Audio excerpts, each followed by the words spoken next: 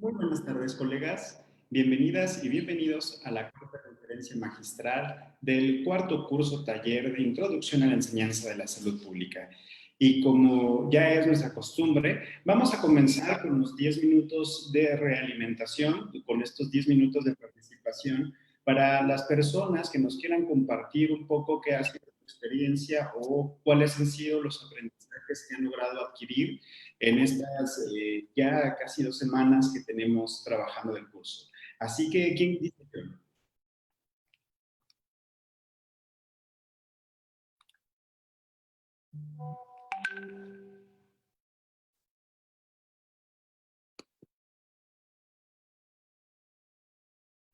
Por favor, la persona que quiera participar, escriba en el chat su nombre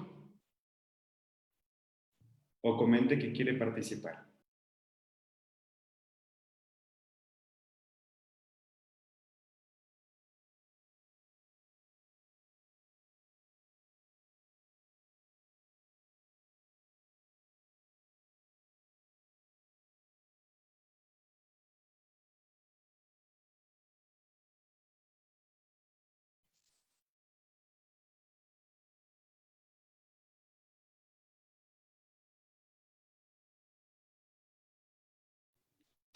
Para las personas que van llegando, estamos en los 10 minutos de realimentación.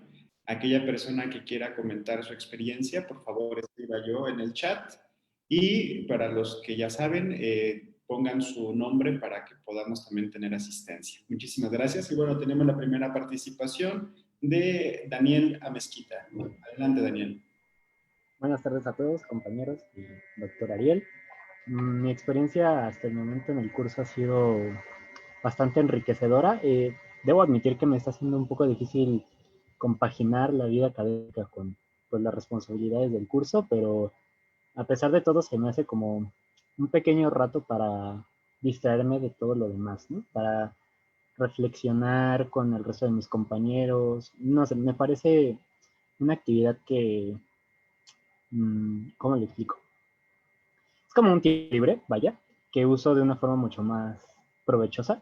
Y bueno, debo destacar que el trabajo de mi asesora, Jessica, sí, ha sido muy bueno, ha fomentado mucho la reflexión, nos deja preguntas que sí te hacen ver las cosas desde una perspectiva muy distinta y pues creo que eso es la esencia de este curso, ser también un poco flexibles en cómo vemos las cosas y pues cambiar un poco ese pensamiento. Muchísimas gracias, Daniel. Desiree Escamilla, adelante. Hola, buenas tardes. Bueno, al igual que muchos de mis compañeros han comentado, mi experiencia realmente ha sido muy grata. Mi tutora, la doctora Italibi, es realmente una persona que no solo nos impulsa a ver más allá de lo que nos enseñan, por ejemplo, aquí en las conferencias, sino que pues que profundicemos un poco más porque aparte de estar frente a un grupo, pues obviamente nosotros también tenemos que mejorar y vamos a aprender. Entonces me agrada mucho el hecho de que ella también comparta su propia experiencia como persona y que eso pues hasta ahora me haya ayudado personalmente a evaluar ciertos aspectos de mí misma y pues a dar lo mejor de mí para personas. Muchas gracias. Muchísimas gracias, Desiree. Ángela, adelante. Sí, muchas gracias. Buenas tardes. Pues ya había comentado la clase anterior que para mí se me hace maravilloso que estén dando este curso mediante conferencias magistrales y pues quisiera también felicitarlo a usted por darnos este espacio para expresar lo que sentimos o lo que hemos estado sintiendo a lo largo de las semanas y en especial pues a mí mi tutora me ha enseñado principalmente pues como a incluir nuevas formas para aprender principalmente a estudiar, a expresarme, a evaluar qué aptitudes y virtudes tengo para mostrarlas hacia una clase y qué defectos también puedo llegar a presentar y no cometer el error de que alguien que quiera aprender de mí se lleve esa cara que no me gustaría que experimentase el alumnado. Sin más, pues esa sería mi participación sobre cómo me he sentido y gracias por tomarme en cuenta. Gracias, Ángela. Itsuri, adelante. Sí, gracias. Buenas tardes a todos. Bueno, pues creo que lo que más agradezco es que exista este curso y este espacio en donde se puedan tocar estos temas, en donde podamos conocerlos a ustedes como parte del departamento, y agradezco muchísimo también el esfuerzo que se ve que han hecho para traer este curso. Creo que de las cosas que más enriquecen son los diferentes puntos de vista que pueden haber de uno u otro tema, entonces espero que sigamos enriqueciéndonos con distintos puntos de vista de los temas. Y pues en las sesiones grupales, mi tutora es Nora Liliana, y también pues estoy muy agradecida con ella y con mis compañeras. Creo que han sido buenas sesiones y nos ha podido compartir su experiencia y hemos podido discutir en las sesiones. Entonces, pues nada, estoy muy contenta con que se dé este espacio en este momento tan importante para la salud pública. Y pues a mí también me ayuda mucho a desconectarme del contenido de siempre de la carrera. Entonces, pues agradezco mucho eso. Muchísimas gracias. Ahora, Cintia, por favor. Buenas tardes a todos. Bueno, al igual que las participaciones anteriores, quiero agradecer mucho por este curso, por la existencia de ya que ha sido una oportunidad muy padre de aprender en sí. Con mi grupo, con mi grupo me ha ido muy bien. Siento que es una experiencia muy padre, ya que todos compartimos estas ideas con respecto a los temas que se tratan en las conferencias magistrales u otras lecturas que también nos ha mandado el tutor. Entonces, pues cada quien da su punto de vista y eso es algo que me parece muy padre, una dinámica muy padre que se ha adquirido en el curso. Y pues nada, es algo que me ha gustado mucho. Gracias. Gracias, Cintia. Alexis, adelante. Hola, buenas tardes a todos. Pues me da mucho gusto poder compartir este espacio. La verdad que igual mi tutora es Jessica. Hemos podido compartir todas las opiniones después de las conferencias y justamente hemos visto el enfoque de los determinantes sociales de la salud. Hemos tenido actividades donde integramos justamente las opiniones de cada uno y estar como en diferentes años académicos. Yo creo que esa es la parte donde podemos complementar y ver justamente el trabajo que podemos ser colaborativo con todas las ideas. Y pues muchas gracias. Yo solo quería comentar eso. Muchísimas gracias, Alexis. Tenemos 2 minutos para alguna participación más.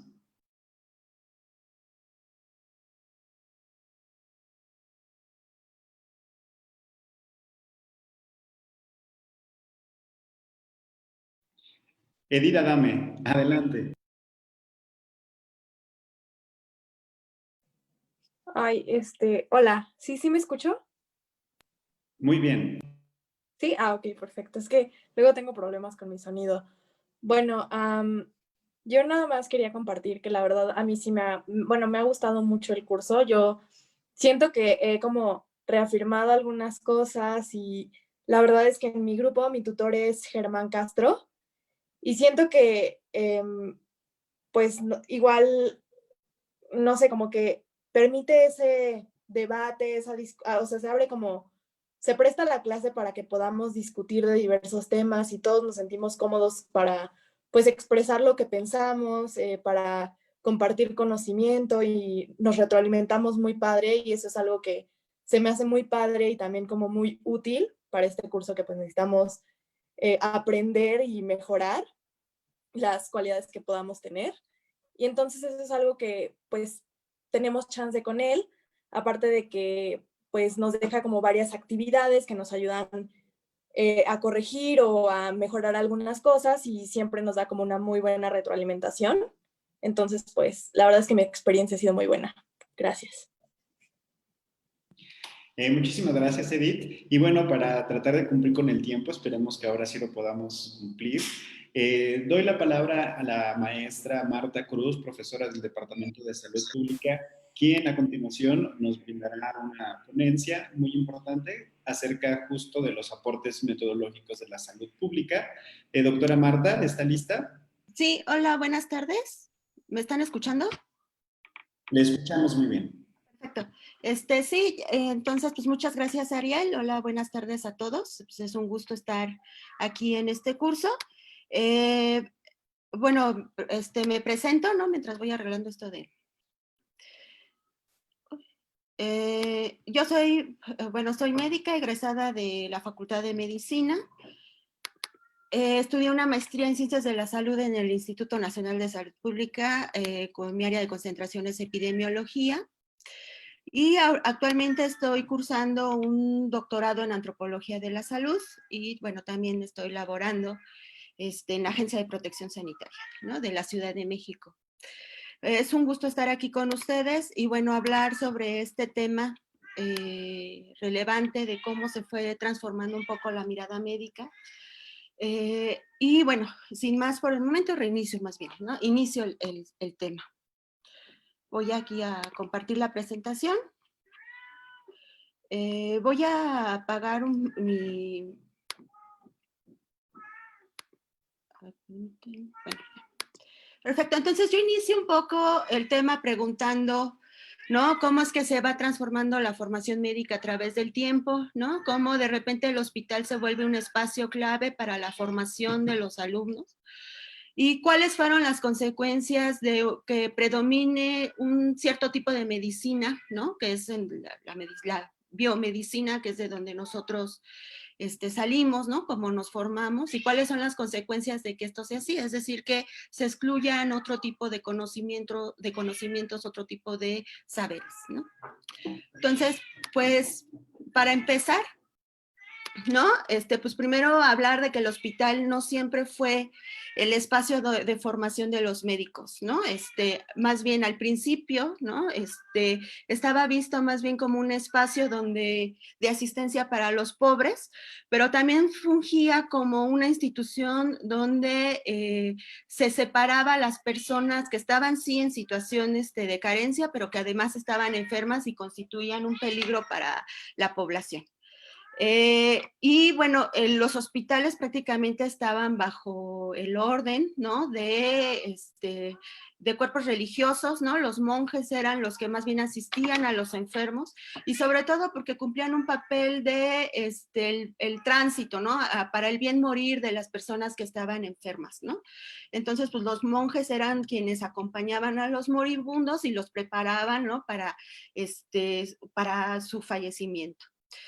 Y la práctica médica, la práctica médica básicamente era una práctica individualizada, se llevaba a cabo no en los hospitales, ¿no? Sino en el espacio, en otros espacios, ¿no? En el consultorio, en la casa de los enfermos, ¿no?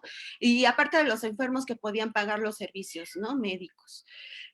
Sin embargo, pues esto se va transformando en el siglo XVIII porque el contexto sociopolítico pues va cambiando, ¿no? Económico, empieza a haber una preocupación para eliminar los efectos negativos del hospital y eso es porque empieza a haber cambios sociales donde se tenía que cuidar a los soldados, por ejemplo, ¿no? Los soldados antes no tenían una situación tan formativa, tan de disciplina, sino pues podían ser reclutados de parte de la población, o tomados pues de la población que era pobre, que se encontraba en miseria. Sin embargo, cuando se da el invento del fusil, pues además se necesita entrenar, formar y demás.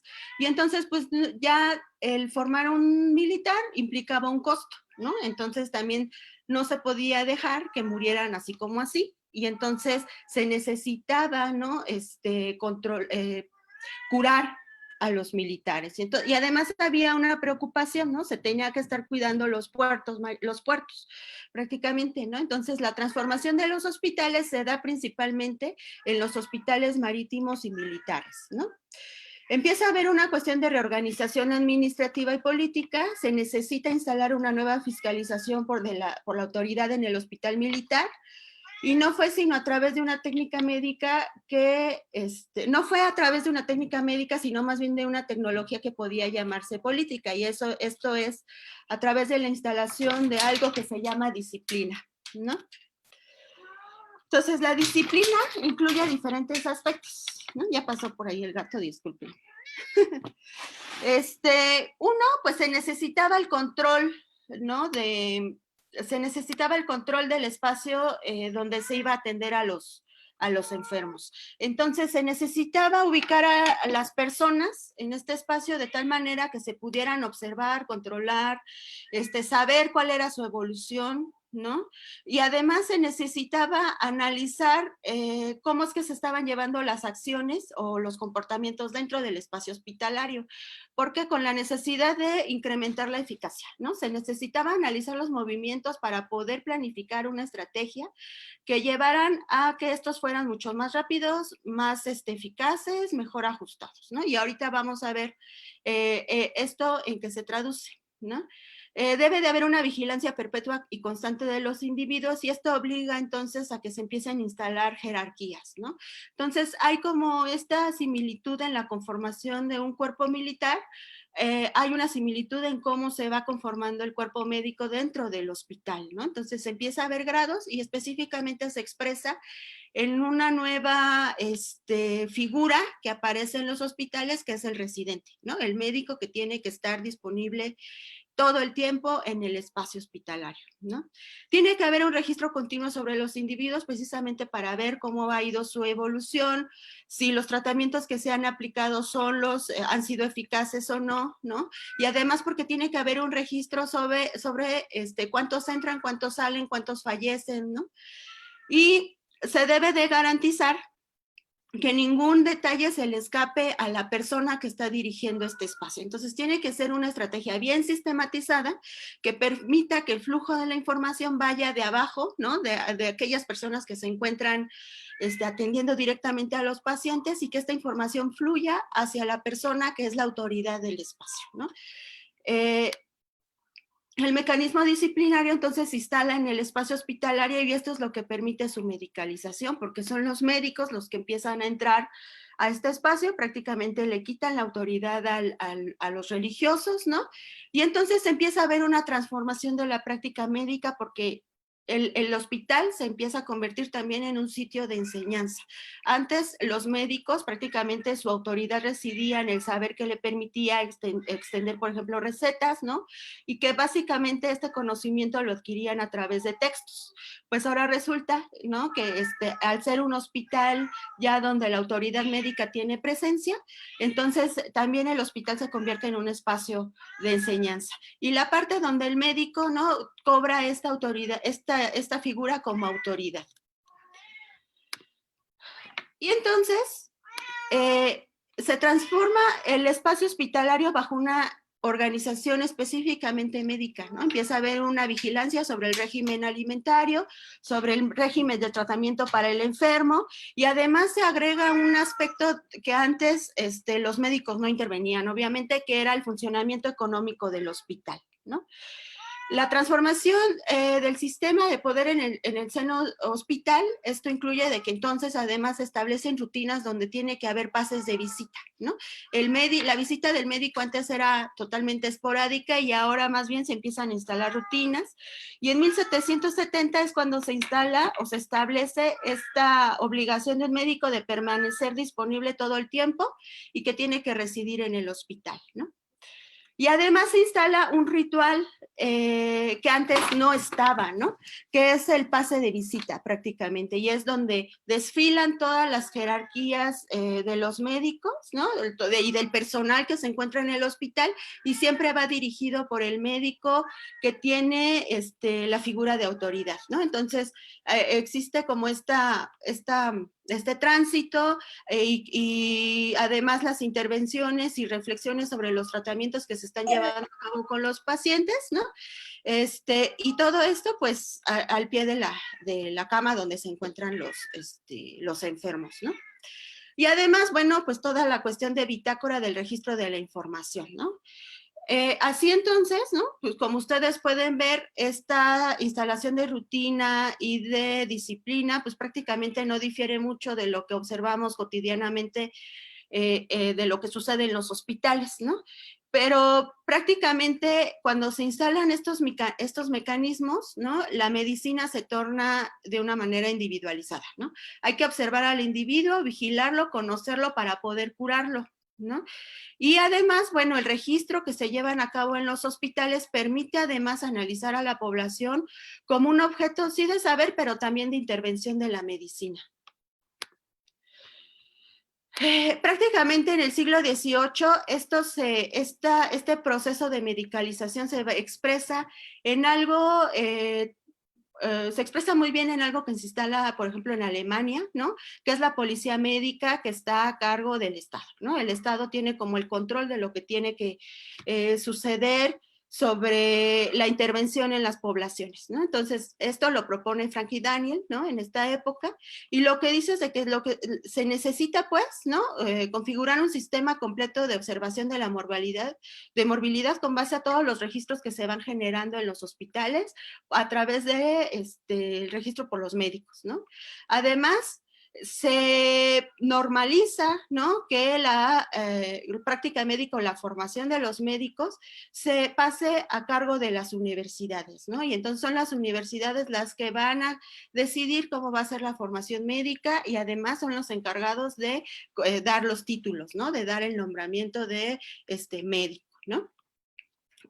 Además se requiere instalar una organización administrativa que supervise, controle las acciones de los médicos. Se requería tener un control absoluto para poder saber cómo estaban haciendo su trabajo, cómo estaban levantando los registros, ¿no? Qué tipo de tratamientos estaban dando y si estos tratamientos eran eficaces. Por lo tanto, pues se nombran funcionarios que dependen del Estado, que son médicos además, y que asumen la responsabilidad de una región que va a estar bajo su supervisión constante, ¿no? Entonces, el Estado se convierte en supervisor de la labor de los médicos. Esto lleva a un proceso de burocratización, ¿no? De estatización de la medicina y además, bueno, pues sí involucra un control de las colectividades. Y esto, ¿no? Esto, digamos, va transformándose y en 1910, ya en el siglo pasado, inicios del siglo pasado, se va cristalizando esta tendencia de la medicalización en algo, ¿no? Que ocurre en 1910, que es el informe Flexner, ¿no? Que es un informe donde describen cómo es la formación médica en Estados Unidos y Canadá, y además se da todo un tipo de sugerencias y lineamientos de lo que debe ser la educación médica, ¿no? Entonces, básicamente lo que dice este informe, aquí presento algunos puntos, ¿no? Que se describen en el mismo, y es que básicamente se estipula que las ciencias naturales son la base del conocimiento médico. No puede haber ningún otro conocimiento, ¿no? Que no esté basado en el método científico que sustente la práctica médica. Entonces, el único método básico para la validación de nuestro saber es el método científico, ¿no? Recomendaba escribir las escuelas de medicina a las universidades, un poco la formalización de lo que ya venía ocurriendo en otros sitios del mundo. Y además, bueno, se incorporaba la figura del hospital como un espacio de aprendizaje, ¿no? Y la clínica, pues debe de ser enseñada en este hospital, ¿no? Directamente con el paciente, y debe de estar supervisada solamente por médicos especialistas. Nadie que no tenga este título de especialidad está autorizado para la formación de los médicos, ¿no? Entonces, con esto se biologiza la medicina, ¿no? Se transforma un poco en un saber único, digamos, excluye otro tipo de saberes y además se impulsa la tecnificación de la medicina, ¿no? Pero al descontextualizar a los pacientes y al aprendizaje, entonces se excluyen otros factores que intervienen en el proceso salud-enfermedad de atención, como son los factores sociales, económicos, políticos, ¿no? Y entonces, pues se frena el desarrollo de la medicina social y digamos, se subordina también el saber de la salud pública a este tipo de mirada positivista, ¿no? Y bueno, en 1930 este modelo como tal, ¿no? Es exportado digamos, importado, ¿no? Nosotros lo trajimos a los países que son económicamente dependientes y que lo instalan como tal sin tener presente el contexto social, cultural, político, económico en el que se encontraban, ¿no? Y además, este tipo de transformaciones, pues por supuesto que va a tener un impacto en cómo se forman los médicos, ¿no? Entonces, pues la medicina se sostiene como una ciencia curativa, se fundamenta prácticamente en el método científico, su objeto de estudio es básicamente la enfermedad y trabaja con el que define, de acuerdo a este tipo de conocimientos, como persona enferma, pero en el ámbito individual. Lo quita de su contexto, lo descontextualiza, ¿no? Y bueno, este tipo de fundamentos, ¿no? Se va a expresar en lógicas, métodos y técnicas para el estudio, que son los principios formativos. ¿Cómo se forma un estudiante de medicina? Bueno, pues lo sabemos, ¿no? Llegamos a primer año y entonces lo primero es familiarizarnos con el cuerpo humano. Lo disecamos un poco, ¿no? Para poder entender su organización, su estructura, sabemos que entonces hay jerarquías, ¿no? Porque una célula conforma un tejido y un tejido un órgano y este órgano además forma parte de un aparato, de un sistema y entonces se nos va metiendo, ¿no? Además, se nos organiza más bien nuestro pensamiento alrededor del cuerpo biológico, ¿no? Si bien, bueno, salud pública se enseña ciertas horas a la semana, sabemos que la mayor parte del tiempo curricular se trata de diseccionar cuerpos, de aislar órganos, ¿no? De aprender especificidades, ¿no? Y por supuesto que esto va a tener un impacto, porque si bien la experiencia del aprendizaje lo vamos teniendo a través de ciertos modos de ver, de transmitir la información, aprendemos cómo escribir, ciertos tecnicismos, ¿no? Nuestro lenguaje se transforma en común entre nosotros, entre los médicos, ¿no? Y además tenemos que ser concisos y objetivos, ¿no? Se apela mucho a la objetividad. Pero cuando estamos en este proceso de formación, si bien estamos aprendiendo un modo de ver la vida, digamos, también estamos construyendo un tipo de realidad. Y esto se lleva a cabo además en un espacio clínico que es una institución de salud. Entonces también en la institución de salud sabemos que hay jerarquías, que hay procesos administrativos, organizativos, ¿no? De gobernanza y pues todo eso va construyéndonos, ¿no? Como médicos. ¿Cuáles son las consecuencias de haber tenido como este aprendizaje unicausal, ¿no? Pues los sujetos que son el objeto de nuestro estudio, pues están totalmente descontextualizados. El biologicismo es uno de los principales factores de exclusión de los procesos factores históricos, sociales, culturales, ¿no? De repente pareciera que el sujeto no tiene consigo mismo una historia de vida, ¿no? Que pueda explicar el cómo él está comprendiendo su enfermedad, damos por hecho que él la entiende como nosotros la estamos entendiendo y a partir de eso estamos aplicando una intervención, ¿no? Y además, de entrada, excluimos, descalificamos, marginamos otro tipo de formas, otro tipo de saberes y otras formas de atención. Y entonces estas son excluidas y subalternizadas. Entonces el conocimiento biomédico se transforma también o se puede analizar, estudiar a partir de un modelo biomédico hegemónico, ¿no? ¿Cuáles son? Y bueno, además separamos al individuo de su cuerpo, la mente está por un lado, el cuerpo biológico, que es lo que nos interesa, pues es en donde intervenimos, no hacemos este tipo de conexiones, ¿no? Así como la naturaleza y la cultura están totalmente separadas y prácticamente a nosotros nos interesa cuestiones biológicas. Y todo este proceso además impulsa consumo de equipos, investigación que se va a cristalizar en el hallazgo, descubrimiento de nuevos fármacos y de nuevas tecnologías que prácticamente empiezan a incrementar los costos de la atención a la salud, ¿no? Por supuesto, hay una mirada totalmente curativa y las acciones preventivas empiezan a quedar relegadas, ¿no?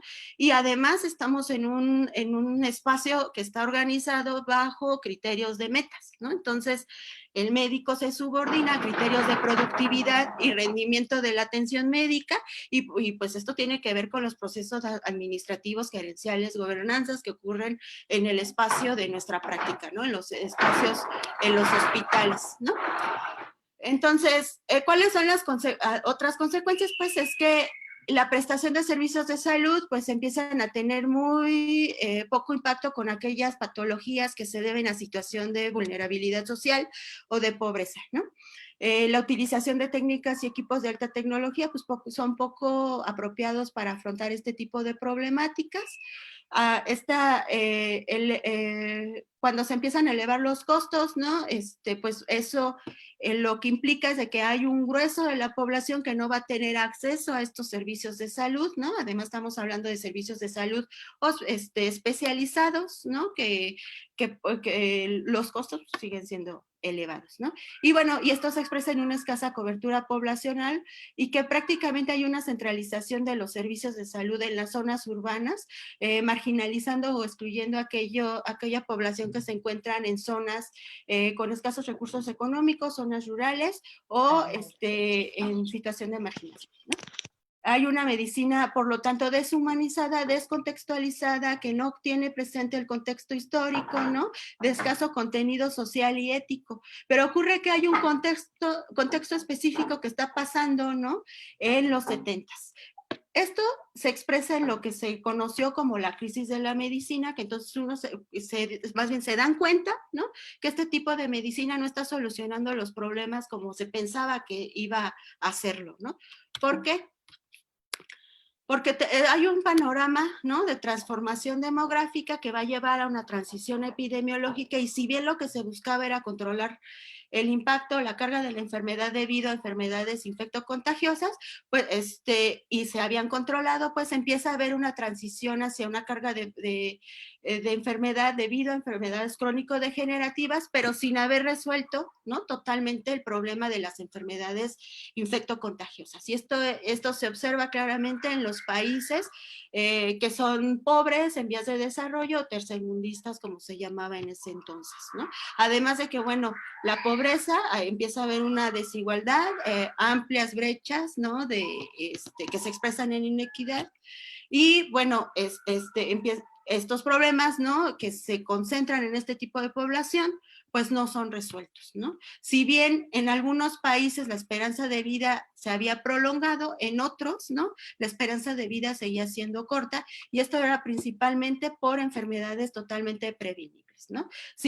Y además incluyendo que había un problema no resuelto que tenía que ver con el saneamiento del medio, ¿no? Por ejemplo, el acceso a agua potable, y todavía tenemos ese problema, pues era limitado, ¿no? Solamente ciertas personas con ciertas características podían tener acceso a los servicios básicos, ¿no? Y además hay un contexto político interesante, hay una bipolarización ideológica y económica que se expresa, bueno, en la cuestión de la Guerra Fría, ¿no? Las potencias, las principales potencias peleándose el protagonismo de los procesos políticos, pero también en una cuestión de territorio y de ideología predominante, ¿no? Y entonces, ¿cómo es que las características de la biomedicina, de la formación médica y de la tecnificación, si bien significaron avances importantes, digo, eso no cabe duda, ¿no?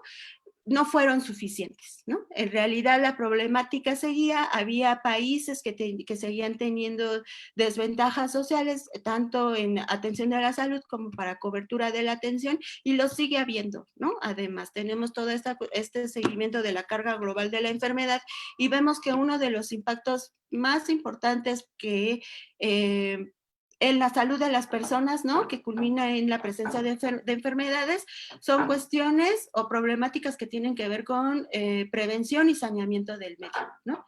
Entonces, pues al final de cuentas, este tipo de medicina, ¿no? La biomedicina,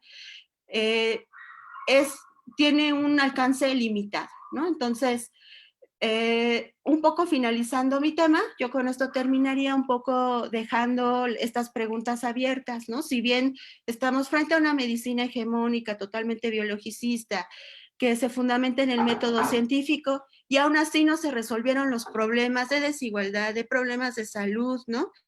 ¿Qué entonces era lo que se necesitaba? ¿Qué eventos empujaron para que esta estrategia se modificara?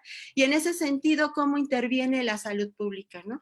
Y creo que este tema se vincula entonces con el que sigue, que es la atención primaria a la salud, que está a cargo del doctor Pisanti, ¿no? Entonces yo con esto terminaría. Muchísimas gracias, doctora Marta Cruz. Cedemos entonces la palabra al profesor Julio Pisanti. Julio Pisanti, ¿está listo? Hola, sí, a ver, voy a iniciar mi video, creo que me ven.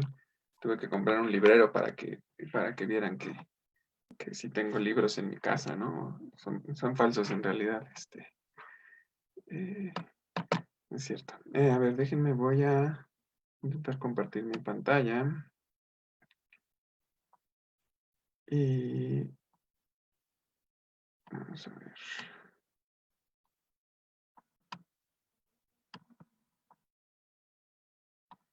Lo que no sé aquí es cómo hacer para yo ver mis apuntes y que ustedes vean mi presentación. Creo que no lo voy a poder hacer así. Bueno, ni modo. Me voy a poner un cronómetro porque si no, yo me sigo y nadie me calla. Y eso no está bien, ¿verdad? Bueno, ahí me están escuchando y están viendo mi pantalla. Sí, doctor. sí. Bueno, pues saludo a todos. Agradezco también a Ariel, a Nash, a Chucho Reza, a todo el departamento, la jefa Lupita, la invitación a participar con esta ponencia, que para mí representa un reto muy grande. Este tema de la atención primaria en salud me parece que es el tema que puede vincular dos aspectos, digamos, cruciales de nuestra forma de estudiar la salud pública y las acciones de salud pública, que son los aspectos que tienen que ver con la determinación de la salud, la forma en la que las sociedades tienen el estado de salud, incluso la forma en la que entendemos qué es eso del estado de salud, y la forma en la que las sociedades se organizan para responder ante él, o la forma en la que podríamos organizarnos como parte de esa sociedad para armar sistemas que den respuesta a estas problemáticas. Y bueno, hablar de ello en el siglo XXI, pues es todavía más un reto. Voy a intentar cumplir más aún el reto de, después de las presentaciones que me han antecedido, pues estar a la altura. No sé si voy a cumplir con eso y más con esas enormes preguntas con las que nos deja la doctora Marta Cruz, pues vamos a intentar como darles continuidad y bueno, tampoco se trata de darles respuesta, sino darle continuidad y dejar, quizá, esperemos más preguntas, ¿no? Bueno, antes que nada también decir que yo sé que en realidad la mitad de ustedes están ya un poco mareados de que les echemos un choro y están más bien como este meme, y la otra mitad de ustedes están más bien como este otro. Entonces, en estos tiempos del COVID, de lo que queremos hablar directamente desde la pandemia, pero para eso vamos a dar algunos desvíos históricos y hablar de un tema que sí que va a ser relevante para hablar conforme nos vayamos acercando al contexto coyuntural en el que nos encontraremos con esta epidemia causando estragos en nuestro país y en el mundo, ¿no? Como ustedes saben, hablar de atención primaria en salud casi siempre nos remite a la Conferencia Internacional sobre Atención Primaria en Salud que sucedió va para 42 años, en un par de meses, en la ciudad de Alma-Ata, en ese entonces la capital de la República Socialista Soviética de Kazajstán. Y normalmente cuando en muchos textos que uno se encuentra sobre atención primaria en salud, parecería que dice así como de, bueno, había mucha medicina y los países eran pobres. Y entonces en 1978 la OMS se le ocurrió la estrategia de atención primaria en salud y la implementó, ¿no? Pero para eso creo que hay que irnos un poco más atrás de historia. La plática se llamaba Atención Primaria en Salud en el siglo XXI, y sin embargo vamos a empezar para hablar de eso con un poco más de historia, un poco más atrás, ¿no?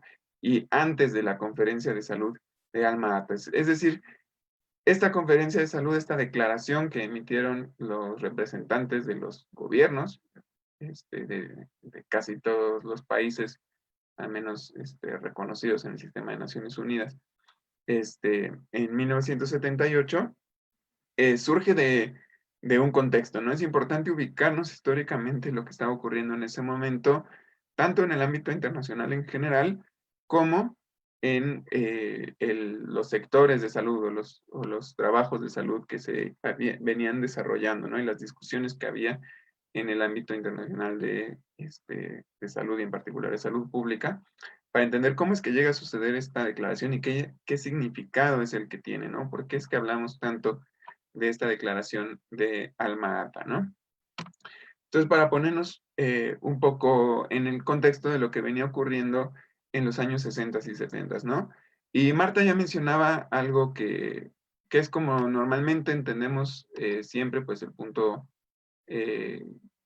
crítico general de lo que era los años 60 y 70, que pues era la Guerra Fría, ¿no? Que se venía viviendo en el mundo. Pero esta Guerra Fría se da a la par de un proceso que yo creo que influye más en lo que termina sucediendo con los trabajos de salud, y en realidad quizá, digamos, al quitar la perspectiva del norte global, em, y hablar un poquito más de lo que estaba pasando en la historia del mundo, es decir, de donde vivía buena parte del mundo. Quizá el proceso más importante que se estaba viviendo en el mundo en ese momento era la tensión entre la descolonización y el neocolonialismo. ¿A qué me refiero con eso? Después de la Segunda Guerra Mundial, los países que tenían colonias, los países coloniales, casi todos ellos en Europa, algunos de ellos derivados de colonias europeas que se desprendieron y se despegaron un poquito de sus países madres, ¿no? Como Estados Unidos o incluso Australia, Nueva Zelanda. Bueno, Australia y Nueva Zelanda no llegaron a tener colonias como tal, solo lo eran. Pero estos países que tenían colonias empiezan a perderlas, ¿no? Y los países que habían sido colonizados empiezan a luchar por su independencia, y los pueblos que habían sido colonizados empiezan a luchar y obtener su independencia. A la vez que empieza a suceder que, o se empieza a dar cuenta, ¿no? El mundo, que los países que ganan muchas veces a través de guerras de liberación prolongadas, brutales, ¿no? Sujetos a represión por parte de los países coloniales de magnitudes pues no vistas antes, se empiezan a encontrar que una vez ganada la independencia, su situación económica no cambia mucho, y su situación económica no solo en términos de condiciones materiales de vida, sino de relación económica con los países centrales, ¿no? Los países europeos, en particular los países que habían sido colonizadores de esos propios países, ¿no? Entonces, los países que Francia había colonizado siguen exportando la mayor parte de sus materias primas a Francia, siguen dependiendo económicamente, ¿no? Si dejan de exportar esas materias primas, su economía colapsa. Entonces, siguen teniendo condiciones de vida dictadas en estos países, ¿no? Y en realidad, esta independencia empieza a significar para los países coloniales, pues, que ya no se tienen que hacer cargo, no se tienen que hacer responsable de nada que ocurra en el país que había sido colonizado, pero siguen obteniendo prácticamente los mismos beneficios económicos, ¿no?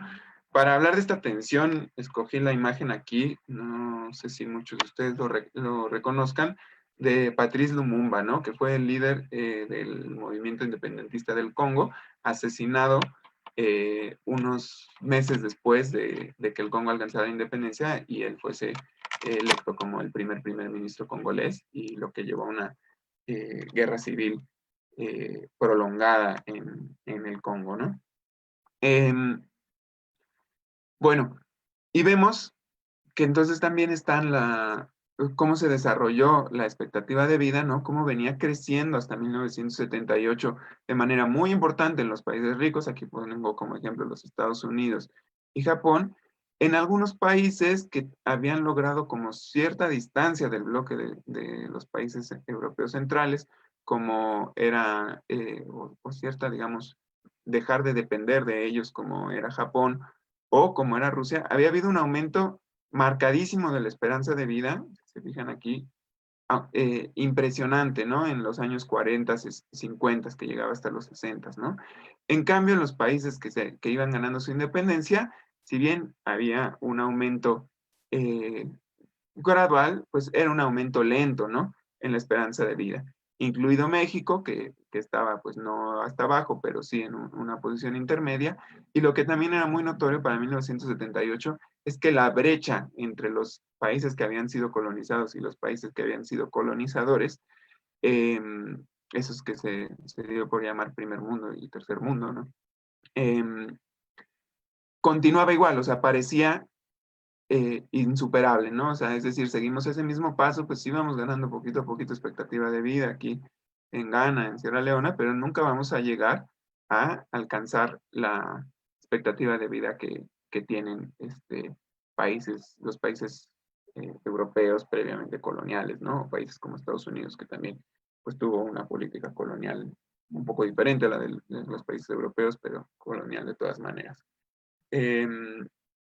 Bueno, entonces, ¿qué estaba pasando en salud en ese momento, ¿no? Donde en los años 60 y 70 se estaban dando estas enormes luchas por la descolonización de buena parte del mundo, ¿no? Influido en parte por estos grandes movimientos sociales que estaban ocurriendo, se estaban dando también ciertos movimientos en salud muy importantes, ¿no? En la foto de la izquierda es una foto del trabajo que se empezó a realizar en un centro de salud, conocido como el Centro de Salud de Folela, en la provincia de KwaZulu-Natal, de Sudáfrica, liderado por un equipo compuesto por una pareja de médica y médico, Emily y Sidney Kark, que básicamente los manda el gobierno de ese entonces de Sudáfrica en los años 40, era antes de que se implementara como tal la política del apartheid, los manda a esta provincia encargándoles pues, que se hagan cargo de darle atención a toda la gente de ahí, ¿no? A ellos dos, pues prácticamente, con una enfermera, hacerse cargo, ¿no? Y para intentar, pues, ver qué se puede hacer con todas las enfermedades que se empiezan a encontrar ahí, ellos se dan cuenta que, pues, incluso hablando de enfermedad exclusivamente, pues, no alcanza con ese modelo exclusivamente curativo que habían aprendido ellos como médicos en las facultades de medicina de Sudáfrica, pero de la Sudáfrica blanca, ¿no? De los colonos blancos europeos viviendo en Sudáfrica, pues con las técnicas y la enseñanza médica europea, ¿no? Y se encuentran que unas tasas de mortalidad infantil enormemente altas, ¿no? Y se les ocurren ideas asombrosas, inusitadas, como que la desnutrición infantil pues podría atenderse con comida. Estas ideas bárbaras, locas, ¿no? Peligrosas. Y entonces empiezan a organizar, pero también se dan cuenta que es imposible que vayan a lograr nada, pues ellos dos y la enfermera que va con ellos, ¿no?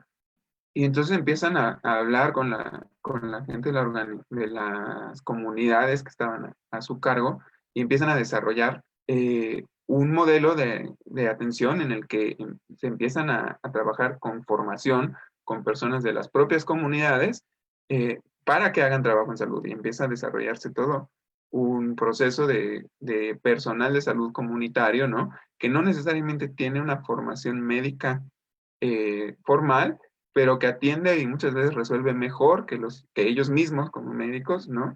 Una serie de problemáticas de salud de las comunidades, ¿no? Este modelo, que venía siendo muy exitoso, evidentemente para cuando llega la década de los 50 y se instaura como tal el gobierno del apartheid de Sudáfrica, que hay que recordar que iba a durar de ahí hasta 1994, o sea, ya habían nacido, creo, la mayoría de ustedes, ¿no? Bueno, varios de ustedes creo que no, pero sí, muchos de los que estamos aquí ya habíamos nacido, ¿no? Cuando cae esta política del apartheid, ¿no? Entonces, evidentemente, a este gobierno del apartheid, pues no le gusta esta idea como de que se le dé de comer a la gente que tiene hambre y los Karks tienen que huir de Sudáfrica. Curiosamente hay unas relaciones muy, muy interesantes. Los Karks en su exilio pasan por Estados Unidos y gente que había incluso estudiantes de medicina en Estados Unidos que habían ido a hacer prácticas en su centro de salud en Sudáfrica, también empiezan a decir, oye, pero digo, aquí estamos en Estados Unidos, el país más rico del mundo ya para ese entonces, ¿no? Que no sufrió tanta devastación con la Segunda Guerra Mundial y que salió pues ganón en términos económicos y de posición política, y nos encontramos con que hay todo un tercer mundo dentro de Estados Unidos, ¿no? Buena parte de ese tercer mundo, pues compuesto por las poblaciones afroestadounidenses que vivían en ese entonces directamente bajo las leyes de lo que se llamaba la era de Jim Crow, ¿no? De segregación, la segregación no solo de facto, sino incluso de jure, es decir, legalmente instaurada como una pues, requerimiento legal, ¿no? Es decir, todas estas normas que decían que las personas negras no pueden tomar ciertos asientos del autobús, no pueden ir a las mismas escuelas, etcétera. Eso también ocurría en Estados Unidos en ese momento, ¿no? Y se encuentran con que en ese momento de Estados Unidos había poblaciones en las mismas condiciones, ¿no? que las de KwaZulu-Natal en Sudáfrica. Entonces empiezan a implementar en Estados Unidos este mismo modelo al que los Karks para ese entonces ya estaban denominando atención primaria orientada a la comunidad, ¿no? Y al mismo tiempo en buena parte del mundo están sucediendo procesos similares. En buena parte del mundo, principalmente en los países que habían sido colonizados, ¿no? Y que están en este proceso de lucha por la descolonización, a la vez que están las tendencias de reafirmarse la neocolonialización, de buscar alternativas de salud propias, ¿no? Y movimientos como que gente formada, sucede mucho que gente formada en medicina con intención de ayudar en zonas apartadas rurales que sufren tasas de enfermedad y muerte elevadas, y en ese momento pues ya la medicina tenía respuesta, al menos técnica, ¿no? O sea, para la diarrea, pero continúa siendo pues un azote, ¿no? Para la salud de las poblaciones del mundo. Y en muchas partes se suceden estos procesos, ¿no? Que gente con formación médica que quiere ir a ayudar se da cuenta que no puede nada más con la medicina acabar con toda esta enfermedad este mar de enfermedad en el que se encuentra relacionada con la pobreza, ¿no? Con las condiciones de vida causadas por una historia ya de siglos para ese entonces de opresión y desposesión que genera pobreza, ¿no? Y entonces se dan cuenta además que tienen que trabajar con las mismas comunidades con las que están, y esto está sucediendo en América Latina, está sucediendo en África, está sucediendo en Asia, con distintas variaciones, ¿no? Propias de la historia de cada lugar, pero hay estos procesos sucediendo de manera. Aquí también sería importante mencionar la experiencia de Cuba, ¿no? Que para ese entonces, para 1978, ya venía, ya había pasado la crisis de la Revolución Cubana, recuerden que es en 1959, ¿no? Y por ejemplo, ya Cuba está empezando a enviar personal, bueno, ya Cuba tuvo su experiencia en la misma Cuba, ¿no? Después de la Revolución, la mayoría de los médicos abandonan Cuba y el régimen se tiene que enfrentar a decir, bueno, ¿cómo vamos a continuar dando atención? Que es algo fundamental, ¿no? Para esta propuesta de transformación que implica la Revolución Cubana. Y entonces, Cuba en realidad apuesta además por la formación de médicas y médicos, pero apuesta por una formación de médicas y médicos puestos muy en el nivel comunitario, es decir, no en grandes hospitales, sino uno por cada cuadra prácticamente, ¿no? Esa es la apuesta a la que después de la Revolución empiezan a tirarle para allá, y ya para 1978 ya tienen un avance tan importante que empiezan a también enviar médicas y médicos de apoyo. Por ejemplo, en Angola, que fue una de las últimos países africanos en lograr su independencia, fue hasta 1975, si no me equivoco, que fue la independencia de Angola, es decir, unos poquitos años antes de esta conferencia de Alma-Ata. Pues Cuba envía personal militar para ayudar a la independencia de este país que hasta los 70 seguía bajo dominio directamente colonial, ¿no? Envía apoyo militar para evitar que la Sudáfrica del apartheid invada Angola, y envía en la retaguardia de todas estas luchas militares, envía también personal médico, ¿no? Para hacer este trabajo de salud con ese modelo, ¿no? En fin, las experiencias son muchísimas. En México también en esa época se empezaron a desarrollar muchísimas experiencias de trabajo con comunidad. Algunos profesores acá nos podrán contar más de cómo fueron ya directamente. No hay mucho de esa historia escrita. Tenemos que aprovechar a esos profesores para que nos cuenten y escribir esa historia. No diré nombres, pero algunos de ellos empiezan con Chucho y terminan con Reza. Y muchos otros que estuvieron muy fuertemente en esos procesos. Entonces, todo esto venía ocurriendo en ese entonces, ¿no? Y es así que llegamos a esta famosísima conferencia internacional de atención primaria en salud, que se lleva a cabo en el Salón Lenin de la ciudad de Alma-Ata de la República Socialista Soviética de Kazajstán, ¿no?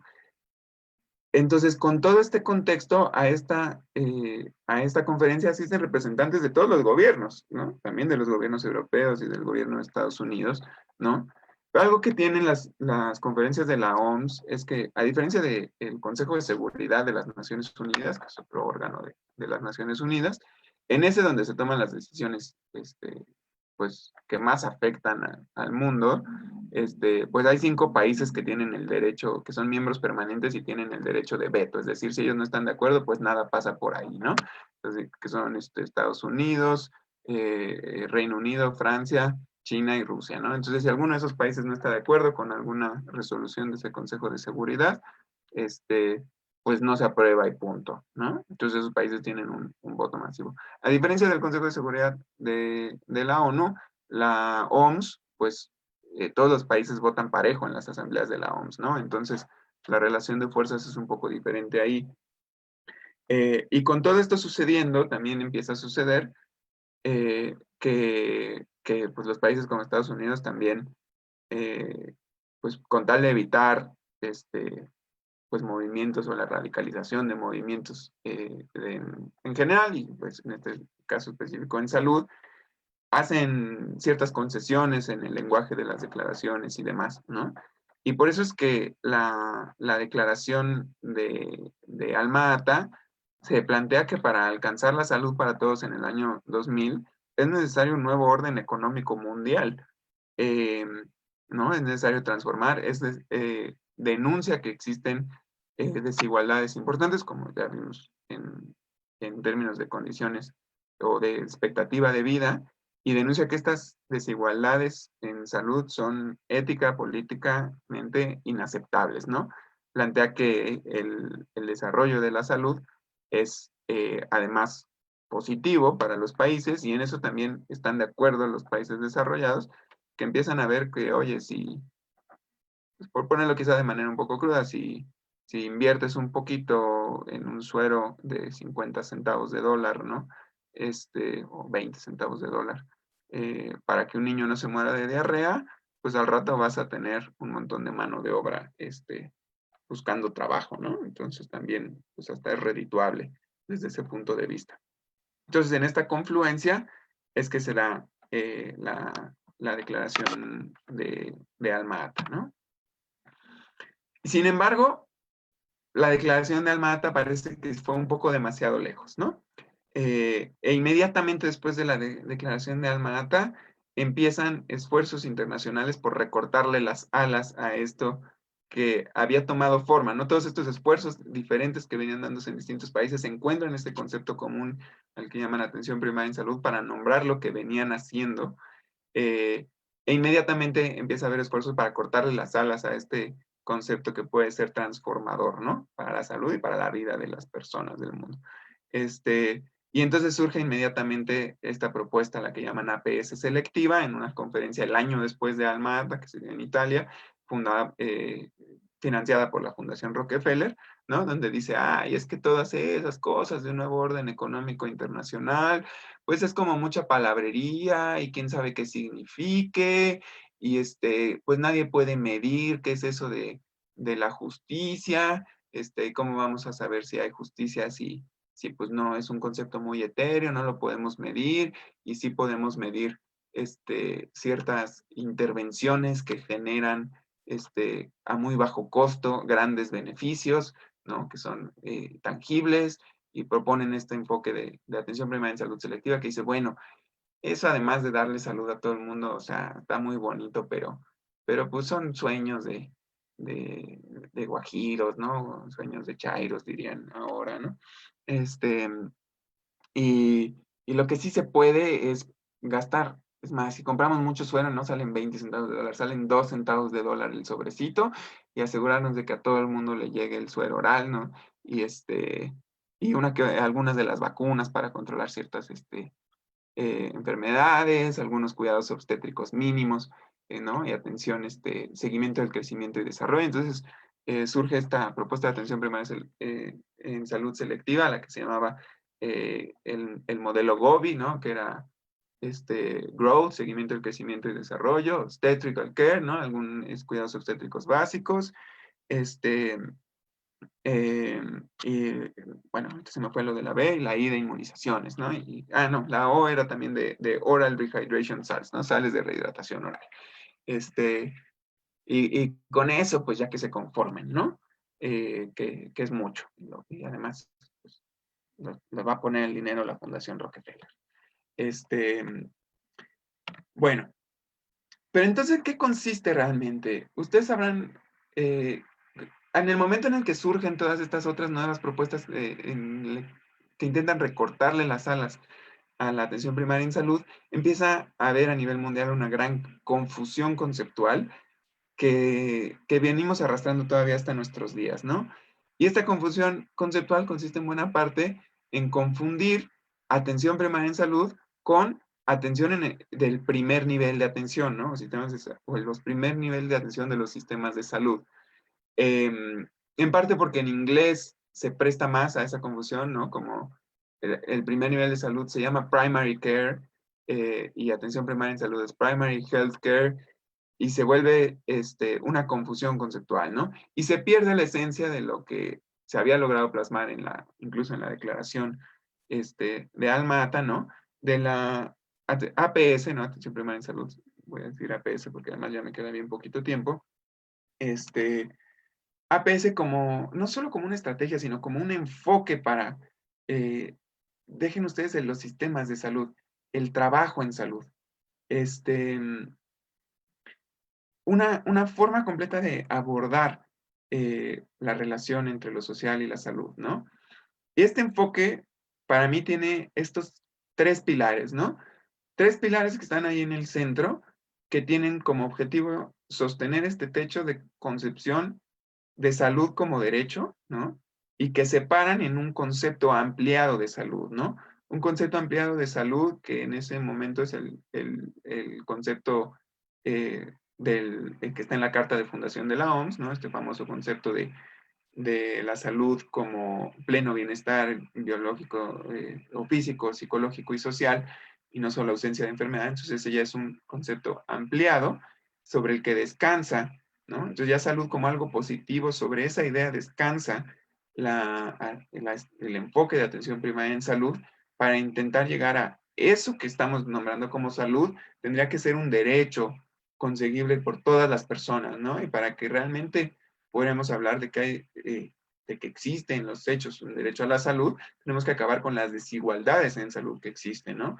Desigualdades en salud en el concepto limitado de salud, es decir, en el concepto de ausencia de enfermedades, en ese momento en el que hay gran diferencia en quienes sufren enfermedades y muerte, ¿no? A diferencia de ahora, ¿verdad? Que estamos más o menos igual. Pero bueno, para que realmente podamos hablar de de que existe este derecho a la salud en los hechos, ¿no? Y no nada más en el papel, tiene que acabarse con la desigualdad en salud. Y para eso, lo que al menos yo considero que son los 3 pilares de estrategia, ¿no? Que hace diferente un enfoque de atención primaria de salud, es, uno, que los modelos de atención que brinden los sistemas de salud tengan cuidados centrados en las personas y en las comunidades. ¿Qué quiere decir eso? Que estén centrados en las personas, no en las enfermedades, ¿no? Son sistemas no para atender no para atender la polio, no para atender la malaria, sino para atender y cuidar a las personas, ¿no? Y las personas que son parte de comunidades, ¿no? Entonces aquí, de hecho, me voy a tomar hasta el atrevimiento de discrepar un poco con algo que se plantearon hace 2 o 3 conferencias, ¿no? Con el doctor Santa Cruz, que nos decía que va a ser imposible que un sistema de salud cubra todas las enfermedades. El problema aquí es que un sistema de salud, si lo vemos desde el punto de vista que cubra las enfermedades, va a estar complicado. Y el problema es que al no cubrir enfermedades, lo que va a excluir son personas, ¿no? Y un sistema de salud que esté basado en APS para garantizar el derecho a la salud no tiene que enfocarse en cuántas enfermedades cubre, sino en cuántas personas cubre. ¿Cuántas personas debe cubrir? A todas, ¿no? Bueno, el otro elemento fundamental, o los otros elementos fundamentales que harán de un enfoque, un sistema organizado con enfoque de APS, va a ser la participación social. Es decir, que las personas a las que atiende el sistema incidan desde la planeación, el desarrollo, la gestión y la operación de los programas y sistemas de salud, incidan y su voz sea escuchada y tenga efecto, ¿no? Eso hace APS, ¿no? Y que esté trabajando en la incidencia de los procesos de determinación social de la salud. Ya hablamos un poco de qué es esto de determinación social de la salud. El doctor Juan Carlos nos dio una muy buena ponencia de qué se trata eso. Elaboro un poquito más aquí, ¿no? La forma en la que las relaciones o las dimensiones generales, particulares y singulares, ¿no? Generales del mundo, particulares de ciertos grupos sociales y singulares de cada sujeto, se interrelacionan, bueno, demasiado para adelante, para determinar los estados de salud de las personas y las colectividades en las que viven, ¿no? Y estos procesos, ¿no? Se dan en los modos de vida, ¿no? En las condiciones de vida y los estilos de vida, a través de estas también 5 conceptos, ¿no? Relaciones ecológicas, es decir, la forma en la que las sociedades interactúan con la naturaleza, la forma en la que se organizan las sociedades, y en particular estos procesos de trabajo y consumo, que son los determinantes de la reproducción social. No sé si estén en el chat diciéndome algo, me imagino que ya me queda muy poco tiempo. Me aparecen letreros, pero no logro ver el chat. Tenemos 3 minutos, Julio. Gracias, Ari. Sí, 3 minutos. Bueno. Entonces, incidir en estos procesos de determinación social, ¿no? Que desde el sistema de salud se hable con toda la sociedad y también con todos los sectores del Estado para incidir más allá de la atención de las enfermedades o de las personas que ya tienen problemas de salud, ya sean médicos o no médicos, incidir con otros sectores para llegar a ello, ¿no? Entonces, por ejemplo, pues para acabar con la desnutrición, no será sorpresa para nadie que tenemos que hablar de cómo le hacemos para que la gente tenga que comer, y eso pues va un poco más allá de lo que puede hacer las y los médicas y médicos, ¿no? Bueno, me voy un poquito más rápido para hablar entonces qué ha pasado desde entonces. Vemos que la expectativa de vida o la esperanza de vida al nacer, ya desarrollándose, ¿se acuerdan? En la gráfica pasada habíamos llegado nada más hasta esta altura, hasta 1978, ¿no? Continúan estas mismas brechas, prácticamente no se han acortado las brechas, si bien la esperanza de vida en general ha tendido a aumentar, las brechas continúan iguales y en algunos casos creciendo, ¿no? ¿Qué sucedió también? Que pues 1978 parecía un momento de enorme esperanza, pero en los 80s viene un proceso donde en realidad empieza a haber recortes a los recursos con los que cuentan los sistemas de salud en todo el mundo, ¿no? Sobre todo en los países en vías de desarrollo, como dice uno de mis maestros, el doctor Paul Hersch, en vías de subdesarrollo, pues empieza a ver todos estos recortes, ¿no? Y fíjense aquí, nada más también voy a destacar cuál es la gráfica de México, porque es medio difícil verla, es esta de aquí, ¿no? Vemos que en México, a partir del año 2000, llegamos a un piquito en esperanza de vida y en realidad empieza a disminuir la esperanza de vida desde entonces. Eso puede parecer poca cosa, dice, bueno, al menos no, o sea, estamos casi igual, ha disminuido poquito, pero para que la esperanza de vida disminuya, tiene que suceder algo terrible. Es decir, vean aquí cómo disminuyó la esperanza de vida de Japón en los años 40. Estamos hablando de qué sucedió ahí, la Segunda Guerra Mundial, bombas atómicas de Hiroshima y Nagasaki, ¿no? O sea, ese nivel es las cosas que hacen que disminuya la esperanza de vida. Para que disminuya no es fácil, ¿no? ¿O qué sucedió aquí en los países africanos, en particular Sierra Leone, o este país que da un descenso de esperanza de vida tremendo en los años 90, la epidemia de VIH que se sucedió con muchísima fuerza, sobre todo en los países africanos, que realmente vean cómo pegó en la esperanza de vida de la población. Bueno, entonces, ¿dónde estamos ahora en el siglo XXI? Ya ni tan al principio del siglo XXI, pero todavía en la primera mitad, ¿verdad? En la posibilidad de generar todavía, retomar la visión de la atención primaria en salud integral e integrada, creo que es una integral, hasta donde yo recuerdo, de la posibilidad de retomar esta visión, adaptándola, claro, a los cambios que hay en el contexto de hoy, ¿no? ¿Qué implica para eso? Generar un sistema de salud organizado con responsabilidad territorial, ¿no? A diferencia del sistema de salud donde cada quien, pues, pone su clínica y brinda servicio a quien llegue, dependiendo de cuál sea la demanda, ¿no? Y el que no llegue a mi clínica, pues no es mi problema, ¿no? O sea, yo estoy en mi consultorio y atiendo a quien llegue, y el que no llega a la clínica, pues es asunto de alguien más, ¿no? No, en un sistema de salud de APS necesita tener responsabilidad territorial, es decir, si alguien no llegó a la clínica, pero yo soy el responsable de un territorio definido, tengo que saber por qué está pasando con las personas, y no en el sentido de ir y decir, ay, es que las personas son necias, tontas e ignorantes, y no quieren venir a la clínica, entonces pues tengo que ir a jalarles las orejas para que vengan, no, sino ver qué necesita esa persona para mejorar su salud y qué le puedo yo ofrecer, ¿no? Para eso también se necesita generar redes integradas de servicios de salud. Esto es muy importante que a todos nos quede claro. Atención primaria en salud no es ni atención para pobres, ¿no? Ni paquetes mínimos para los más pobres, ni tampoco es primer nivel de atención, ¿no? Atención primaria en salud implica organización de sistemas de salud que le den peso al primer nivel de atención, pero que se apoyen con redes de servicios que van desde los servicios más generales hasta los servicios más especializados. Entonces, se puede ser cirujano cardiotorácico especializado en trasplante cardíaco en uno de los centros más especializados del país y tener una práctica médica con enfoque de APS.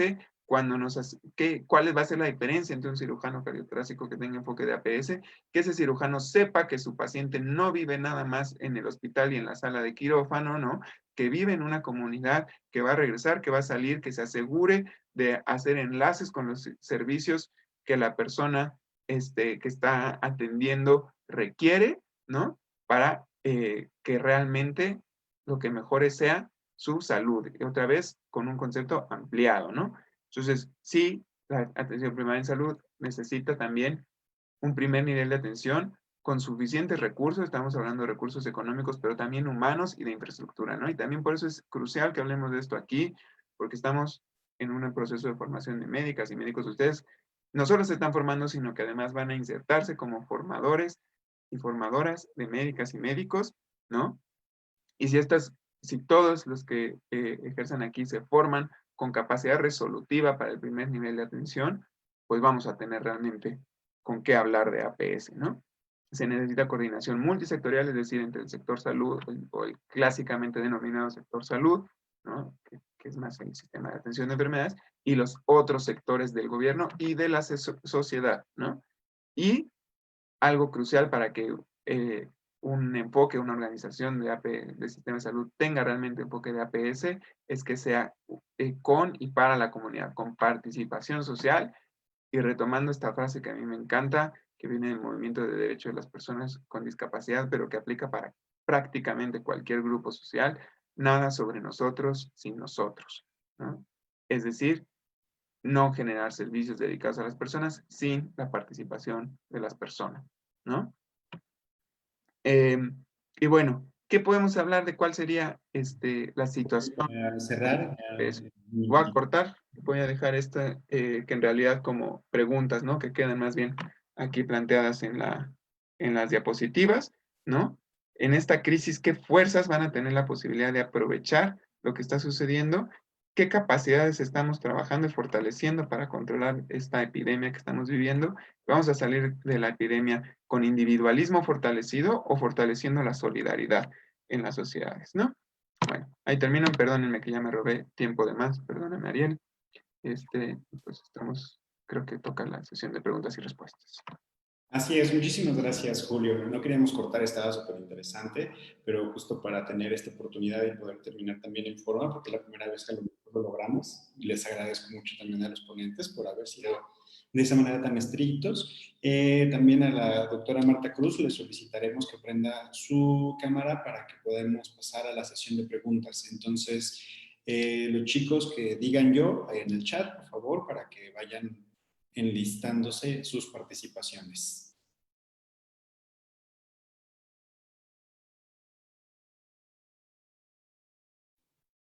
Laura Levario, por favor, adelante.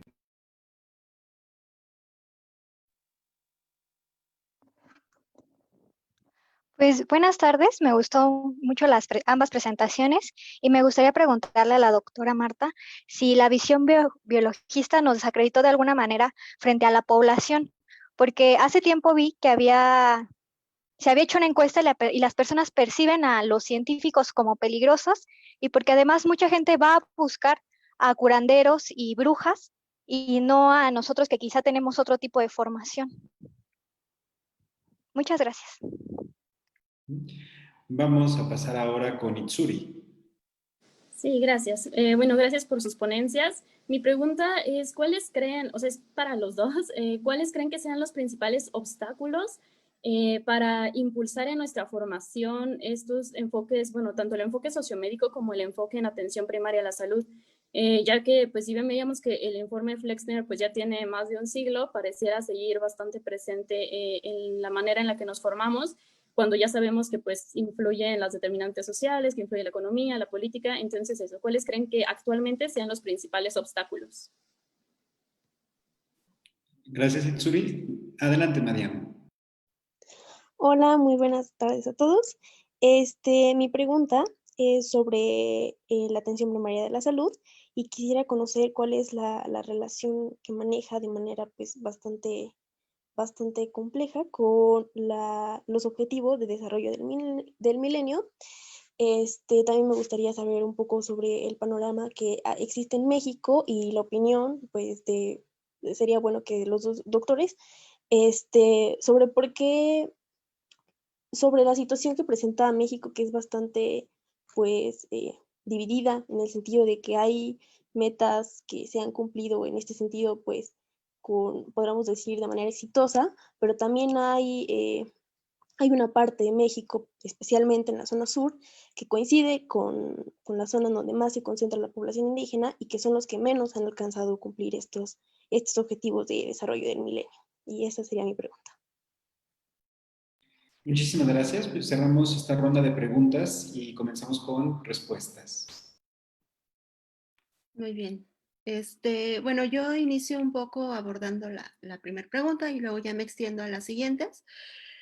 Sobre el asunto de que si esta tendencia biologicista, positivista ha desacreditado a la medicina frente a la población, yo creo que no, ¿no? Yo creo que la medicina tiene como objeto de estudio efectivamente la enfermedad, pero creo que sí tiene limitantes, ¿no? La individualización, ¿no? Del proceso salud-enfermedad no permite que el médico aborde otro tipo de análisis, ¿no? Pero también esto no ocurre descontextualizado, o sea, cuando se encuentra el médico con el paciente no es nada más un encuentro de dos personas, ¿no? Se da en un espacio social donde están convergiendo diferentes lógicas, presiones, ¿no? O sea, así como el paciente quiere que le resuelvan un problema y por eso está acudiendo con nosotros, cuando estamos en el momento de la atención en una institución pública de salud, no solamente nosotros tenemos como objetivo central el resolver una enfermedad o curarla o tratarla o contenerla, ¿no? Sino que además estamos pensando en todo lo que eso incluye, nuestras presiones del trabajo, ¿no? Nuestras contratos de, qué es lo que incluye nuestro contrato, ¿no? Que de seguro al ratito saliendo nos vamos a tener que ir a otro trabajo, ¿no? Y esto habla de condiciones socioeconómicas en las que se está desarrollando este encuentro médico-paciente, ¿no? Y muy pocas veces se habla del contexto. O sea, pareciera que cuando se atienden enfermedades solamente existen dos entes, ¿no? Dos sujetos, dos actores, y pues no se habla, por ejemplo, del desabasto del sistema de salud, no se habla de la corrupción, ¿no?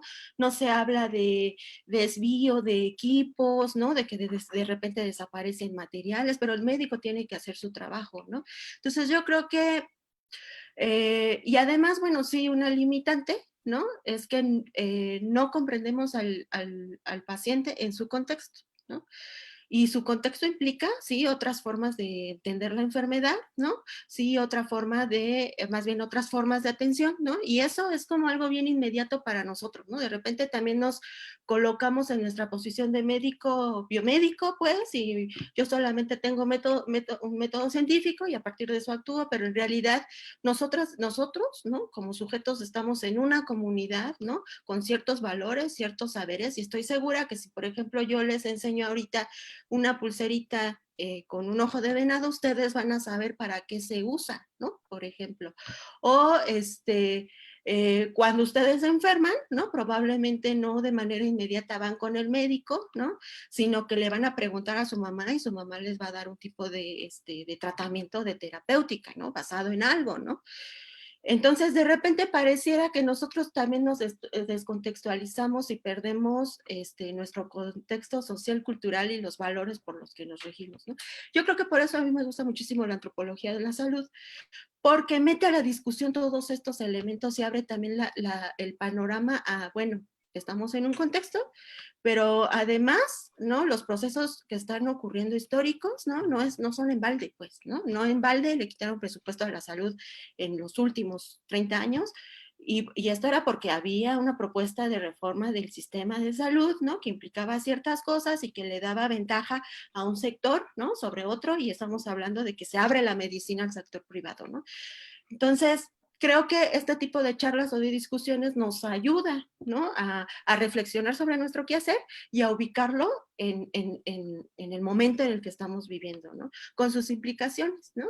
Y a lo mejor poder resaltar, ¿sí? La necesidad de tener otro enfoque, ¿no? Como hablaba Julio hace rato, ¿sí? O sea, puedes ser médico especialista en lo que quieras, ¿no? Pero tener una visión mucho más amplia de las preocupaciones, motivaciones, expectativas que tiene el paciente, ¿no? Cuando está acudiendo a atenderse. Esa sería una. Y bueno, la ventaja es que se abren estos espacios, ¿no? Donde podemos hablar sobre estos aspectos. Eso es como muy relevante porque, bueno, yo me acuerdo hace tiempo cuando fui estudiante, ya tiene un rato, ¿no? Era un poco difícil, ¿no? Hablar de este tipo de cosas, ¿no? Y creo que eso, esto que estamos haciendo es algo realmente necesario y novedoso, ¿no? Entonces, qué bueno que existan este tipo de espacios. ¿Cuáles son los obstáculos? Pues esos, ¿no? O sea, la biomedicina tiene sus limitantes, deberíamos de estar reflexionando más sobre nuestro quehacer, deberíamos de estar hablando del contexto político, ¿no? Muchas veces yo he oído a médicos que dicen, no, yo ni me meto en política, ¿no? Pero sucede que, como vimos, ¿no? Muy grandes reformas que han sucedido y que inciden en la formación del médico, sus motivaciones no son o su preocupación no es resolver problemas de salud, ¿no? Son motivaciones políticas, económicas. Entonces sí nos toca, ¿no? Nos toca como ciudadanos entrarle a la discusión al respecto, ¿no? Y ver qué cosas podemos mejorar, integrar, ¿no? Y establecer un diálogo con las personas de nuestra comunidad, donde estamos realizando nuestra práctica médica, ¿no? Por ejemplo. Y bueno, ¿por qué de repente hay una gran diversidad en cuanto a que no se han alcanzado las metas? Pues porque los procesos sociales e históricos o el contexto económico, pues ha habido diferentes líneas políticas que han abogado por ciertas políticas públicas que no necesariamente están buscando la justicia social, ¿no? Y entonces, pues eso va a tener un impacto en la población y en cómo se atienden las enfermedades y los recursos que tienen a la mano para atender su problemática de la salud, ¿no? Entonces, sí, de repente nos toca también ver cuáles son las políticas públicas que, por ejemplo, se han echado a andar en los últimos 30, ¿no? 40 años. Y bueno, y precisamente algo que me gusta de la última pregunta es esta que plantea la posibilidad de una mirada de diversidad incluso en la Ciudad de México, ¿no? En la Ciudad de México de repente pareciera que hablamos de la gran ciudad con un montón de avances, pero en realidad cuando analizamos ciertas características o factores sociales y económicos de la población, ¿no? Hablando en el aspecto de determinantes sociales, pues vemos que, por ejemplo, los indicadores son totalmente distintos. Y aparte, bueno, esto depende de la metodología que se usa para analizarlos. El Evalúa de la Ciudad de México en el 2018 sacó una evaluación de la pobreza que está bien interesante, porque lo que dice es de que, por ejemplo, ¿no? Que el 50% de la población en la Ciudad de México se encuentra en una situación de pobreza multidimensional, ¿no? Porque ellos además analizan una cuestión de pobreza de tiempo, ¿no? Cuánto tiempo la gente le dedica al trabajo y cuánto tiempo tiene para el ocio. Ellos descubren que, no sé, más del 50% de la población en la Ciudad de México no tiene tiempo libre, ¿no? Y además lo que gana, ¿no? Pocas veces le alcanza para tener sus necesidades básicas satisfechas. Entonces, pues también es como uno de los aspectos ahí que hay que discutir de la diversidad de la ciudad, pero también de la diversidad en el país, ¿no? Bueno, yo con eso cierro. Le dejo la palabra a Julio. Ay, como siempre, Marta, pues me dejas difícil hablar después de eso, ¿verdad? No, empiezo un poco contestando cuáles son los obstáculos para la formación con enfoque sociomédico y con enfoque de APS de médicas y médicos en el país. Como vio un poco Marta, explicó muy bien, la formación de médicas y médicos es reflejo en muchos sentidos de procesos sociales que están sucediendo en otro contexto, ¿no? Entonces, en este contexto de los 60s y 70s de movimientos populares muy fuertes, ¿no? Que había también en México, pues llegan a influir en la formación de médicas y médicos incluso de nuestra triplemente H facultad, ¿no? Se genera un plan de estudios que me parece que la fecha incluso en la que se genera ese plan de estudios es antes de Alma Ata, pero que tiene un enfoque muy similar, ¿no? El famoso plan A36, un enfoque para formar médicos dirigidos a trabajar en y con las comunidades del país, ¿no? Enfocado en las más marginadas, pero no porque sea una atención para las más pobres, sino porque para lograr la igualdad se necesita darle prioridad a quienes más desventaja tienen, ¿no?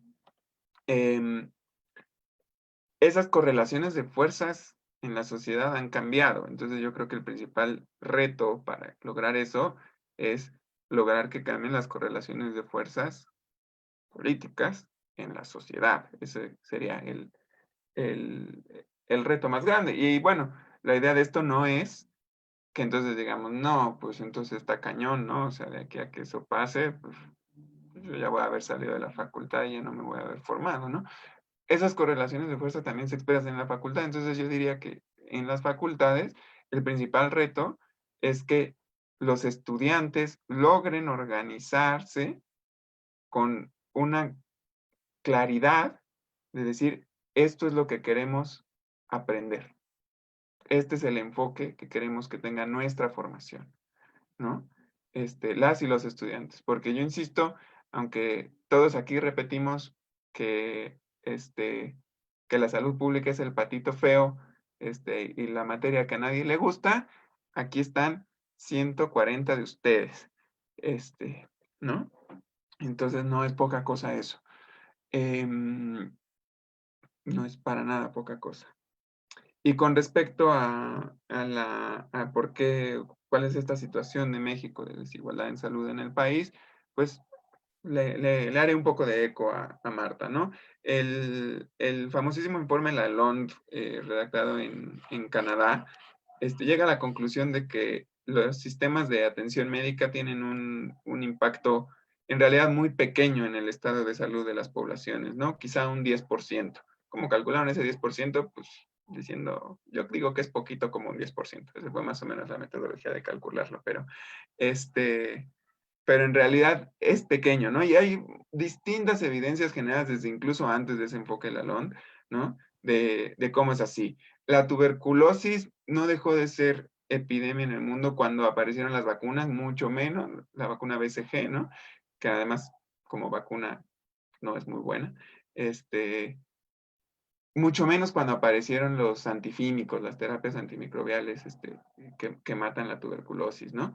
La tuberculosis disminuyó en Europa al menos, que es donde lo estudió Thomas McKeown, disminuyó su presencia como así azote de la sociedad, cuando las condiciones de vida de las personas se transformaron, ¿no? Son ejemplos puntuales como ese, hay un montón. Y hay incluso formas de ir más allá. Hay un montón de intervenciones en las que se logra, intervenciones médicas, en las que queda bien demostrado que se logra evitar la mortalidad por cierta causa, pero no se logra modificar una medida que llaman la mortalidad por cualquier causa. Es decir, evitamos que alguien se muera, se iba a morir en este momento, se muera de lo que se iba a morir, y se nos muere al año siguiente de algo más, ¿no? Porque hay desgastes sociales, desgastes de los cuerpos y de las personas que se dan en estos procesos de determinación social de la salud, cuyo motor fundamental está en las condiciones de vida de las personas, ¿no? Y el motor de esas condiciones de vida de las personas están en los procesos en la forma en la que están organizadas la sociedad, y en particular nuestra sociedad, la forma en la que está organizada y segregado y diferenciado la forma de producir y de consumir pues los satisfactores sociales, ¿no? Entonces, pues en ese contexto, ¿no? En el que las fuerzas productivas y las fuerzas políticas determinan esta enorme desigualdad social, ¿no? Esta enorme desigualdad social que además, como bien señaló Mari, tiene un componente racista, y que viene de una herencia colonial en la que los pueblos indígenas son de los más excluidos de participar en la sociedad de forma que les permita generar salud, pues casi por definición, entonces son quienes tienen peores indicadores de salud en todos los sentidos, ¿no? Pero, y muy importante también lo que decía Marta hace ratito, que no es nada más, ¿no? Lo que ocurre allá en la selva lacandona, ¿no? Que nos imaginamos, ¿no? Es lo que ocurre del otro lado del muro del paso del metro CU, ¿no? Con una de las colonias más clasificadas como de más bajo índice de desarrollo social por la ciudad, ¿no? Y no es la más baja tampoco. Y para abordar un poquito la relación con los objetivos de desarrollo sustentable, ¿no? Que son estas serie de objetivos producidos en las asambleas de la OMS, desde mi punto de vista son objetivos ciertamente loables, ¿no? Que traen una historia como de decir, "Ay, vamos a juntarnos entre los países, vamos a decir que para dentro de 15 años vamos a lograr cosas y luego no pasa nada, como sucedió con los objetivos de desarrollo del milenio y que al no ser cumplidos fueron sustituidos por los objetivos de desarrollo sustentable, y en esos existen como ciertos compromisos muy a la ligera que no tienen mucho peso jurídico para los países ni peso político, de fortalecer sus sistemas de salud, incluso algunas menciones de fortalecer sus sistemas con enfoque de atención primaria en salud, pero son instrumentos que, dado el balance de fuerzas globales, tienen como muy poco diente para obligar a los países, ¿no? Que sí puede hacer que se transformen y que se logre y se puede ir más allá, pues las fuerzas dentro de cada país que empujen, ¿no? Por políticas que realmente lleven a objetivos, pues que cambien las condiciones de vida de las personas, ¿no? Bien, muchísimas gracias, Julio, Marta. Tenemos una última ronda de preguntas por parte de Santiago, Ángela, Diana. Por favor, me hacen favor de participar en ese orden, ya para cerrar el orden, esta ronda de preguntas, y no esperen a que yo les dé de nuevo la palabra, ya así consecutivamente, y al finalizar, por favor, igualmente les pediría a los ponentes que hagan su ronda de respuestas para que podamos terminar en tiempo. Ya nos excedimos 5 minutitos, pero ya estamos a punto de concluir. Muchísimas gracias. Adelante, Santiago. Hola, ¿qué tal? Muchas gracias por estas pláticas. Mi pregunta sería la siguiente, retomando un poco sobre la plática de Julio sobre la APS. ¿Qué se puede hacer para promover la formación de más médicos de primer nivel y médicos comunitarios, siguiendo este modelo de la APS, que tiene que tener un fuerte peso el primer nivel de atención? Gracias. Gracias por la consideración. Mi pregunta va dirigida hacia la doctora Marta y es si usted cree que en la actualidad sigue vigente la idea que se tenía sobre el sistema hospitalario mostrada en el siglo XVIII. En caso de que su respuesta sea afirmativa, me gustaría que usted pudiera añadir el por qué y de igual forma si es negativa. Gracias.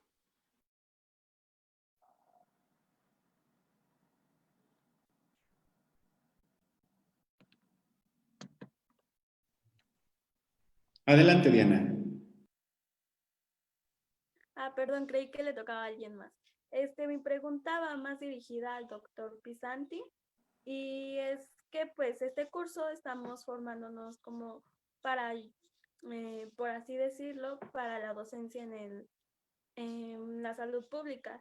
Y relacionado a las APS, que pues viene remontado desde el siglo XX, me gustaría saber o si hay como una correlación. Bueno, claro que la hay, pero ¿cómo llevarla nosotros a los demás o cómo actualizar las APS con un poco de la esencia que pues se ha dado durante toda la historia, que nos llevó a los objetivos 2030, ¿no? De la ONU. Entonces, yo creo que pues debe de haber una correlación, y me gustaría como saber cómo, no que se quede en nosotros, sino cómo plasmarlo en los demás, en las siguientes generaciones de médicos en formación que vienen en la Facultad de Medicina. Y gracias por la participación, por cederme la participación, doctor Vinci. Bueno, yo inicio con la pregunta, ¿no?, que me dirigieron, sobre si este modelo de organización de la práctica médica sigue vigente en el espacio hospitalario. Yo creo que sí, ¿no? O sea, hay un proceso de organización que establece procedimientos, ¿no?, que dicen qué hacer, cuándo hacer, cómo hacer y a qué hora hacer, ¿no? O sea, finalmente el acto humano pasa a ser regulado. Y creo que es interesante que podamos hablar de estos contextos, ¿no?, en los que ustedes como estudiantes se van a formar, pero que además, como cuando egresen sean médicos, ¿no?, se van a insertar, ¿no? Hay una discusión desde el punto de vista de la antropología médica donde se habla de qué ocurre en este espacio social, ¿no?, hospital, cuando se encuentra el médico-paciente, ¿no? Entonces se han hecho ahí algunas publicaciones. hay una publicación de la doctora Liz Hamuy donde participo, ¿no? En este libro, y hablamos de la lógica hospitalaria, pero ya en términos de lógica administrativa, ¿no? ¿Por qué? Porque lo que vimos cuando hicimos el estudio en campo, básicamente viendo cómo los médicos familiares daban consulta en las clínicas, ¿no? Del IMSS, lo que vimos es de que sí hay un encuentro de dos agendas, las expectativas que tiene el paciente, las expectativas, propósitos, intenciones, sentidos que tiene el médico, pero hay una tercera agenda que no se había discutido ni analizado, que es la agenda administrativa, ¿no?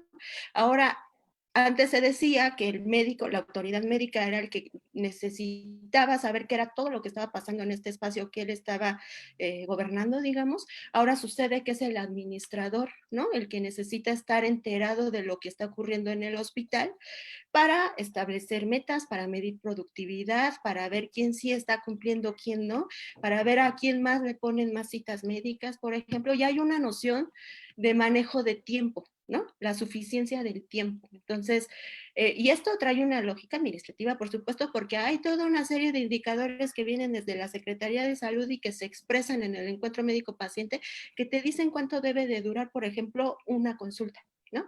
Entonces, en promedio, teóricamente, debe de durar 15 minutos. Y lo que observamos, y que no estoy diciendo que está bien o que está mal, ¿no? O sea, sí está el indicador, pues, ¿cómo lo sacaron? Seguramente a través del método cuantitativo y sacando promedios, ¿no?